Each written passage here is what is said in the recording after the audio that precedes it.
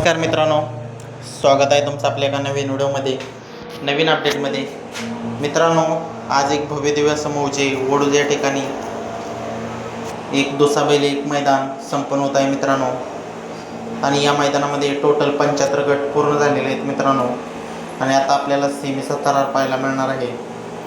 तरी आपण या व्हिडिओच्या माध्यमातून मित्रांनो आपला लाडका द्वादशी हिंदकेसरी बकासूरच्या दावणीचा कोहिनूर महाराज मित्रांनो कोणत्या सेमीमध्ये पाळणार, त्याचबरोबर विठ्ठलराव बुधकर जयशेठ जाधव क्रीडन बुध यांचा भोंगा डाऊन कोणत्या सेमीत पाळणार याची अपडेट आपण व्हिडिओच्या माध्यमातून देणार आहे. चला तर सर्वप्रथम सांगणार आहे भोंगा कोणत्या सेमीत पळेल.